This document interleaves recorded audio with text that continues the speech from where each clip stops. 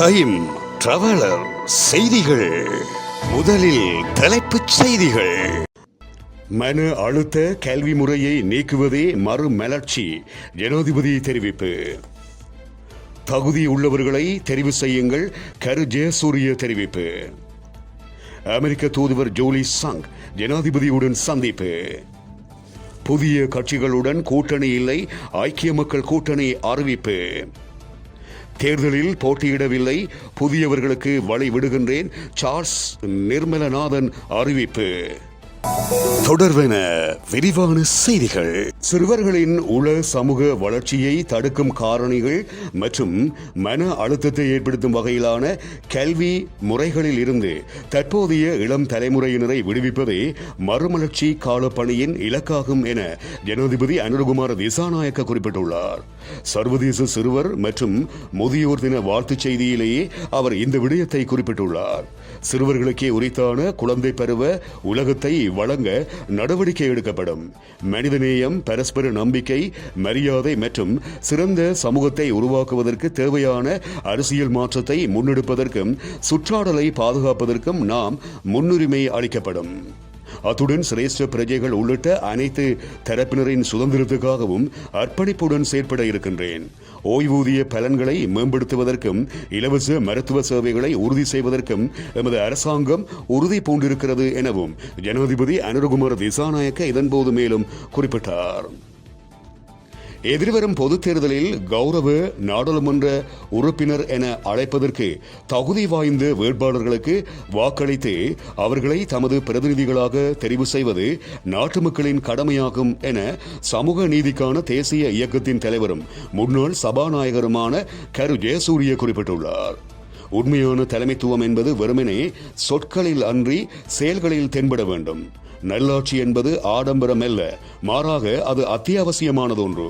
நமது நாட்டில் பொதுமக்களின் தேவைகளுக்கு அப்பால் ஊழல் மோசடிகளும் நிர்வாக முறைகேடுகளும் பெருகி இருப்பதை மிகுந்த கவலையுடன் பார்க்கின்றேன். இவற்றை சீரமைத்து ஜனநாயகத்தை ஊக்குவிக்க எதிர்வரும் பொதுத் தேர்தலில் தகுதி வாய்ந்த வேட்பாளர்களுக்கு வாக்களித்து தமது பிரதிநிதிகளாக தெரிவு செய்வது நாட்டு மக்களின் கடமையாகும் என்றும் அவர் மேலும் குறிப்பிட்டிருக்கின்றார். ஜனாதிபதி அனுரகுமார திசாநாயக்காவுக்கும் அமெரிக்க தூதுவர் ஜோலி சங்குக்கும் இடையிலான சந்திப்பொன்று ஜனாதிபதி அலுவலகத்தில் இடம்பெற்றது. இதன்போது இலங்கையின் புதிய ஜனாதிபதியாக பதவியேற்ற அனுரகுமார திசாநாயக்காவுக்கு தனது வாழ்த்துக்களை தெரிவித்த அமெரிக்க தூதுவர் அமெரிக்காவுக்கும் இலங்கைக்கும் இடையிலான வலுவான இருதரப்பு உறவுகளை தொடர்ந்தும் மேம்படுத்துவது குறித்து கலந்துரையாடினார். அமெரிக்காவுக்கும் இலங்கைக்கும் இடையிலான ராஜதந்திர உறவுகள், பொருளாதார மற்றும் சமூக ஒத்துழைப்பை வலுப்படுத்துதல், இரு நாடுகளுக்கும் இடையிலான பரஸ்பர ஆர்வமுள்ள துறைகள் குறித்தும் இதன்போது விசேட கவனம் செலுத்தப்பட்டது என்றும் ஜனாதிபதியின் ஊடக பிரிவு செய்தியை வெளியிட்டிருக்கிறது.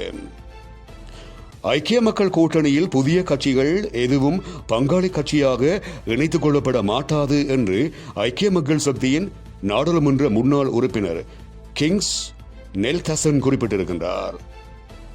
ஜனாதிபதி தேர்தலின் போது தனக்கு ஆதரவளித்த 28 கட்சிகளுடன் இணைந்து பயணிப்பதென கட்சித் தலைவர் சஜித் பிரேமதாச தீர்மானித்துள்ளார்.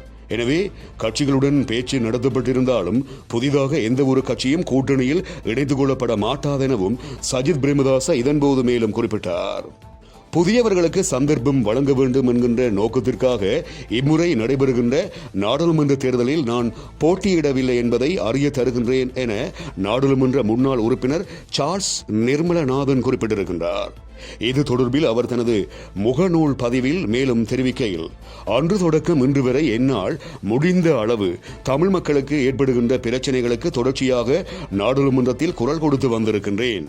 வன்னி மாவட்டத்தில் தேவையான என்னால் முடிந்த பல அபிவிருத்தி திட்டங்களையும் நான் முன்னெடுத்திருக்கின்றேன். இந்த முறை புதியவர்களுக்கு சந்தர்ப்பம் வழங்க வேண்டும் என்கின்ற நோக்கத்திற்காக நாடாளுமன்ற தேர்தலில் நான் போட்டியிடவில்லை. தமிழர்களின் உரிமைக்காக தொடர்ச்சியாக நான் உழைத்துக் கொண்டிருப்பேன் எனவும் சார்ல்ஸ் நிர்மலநாதன் இதன்போது மேலும் குறிப்பிட்டார்.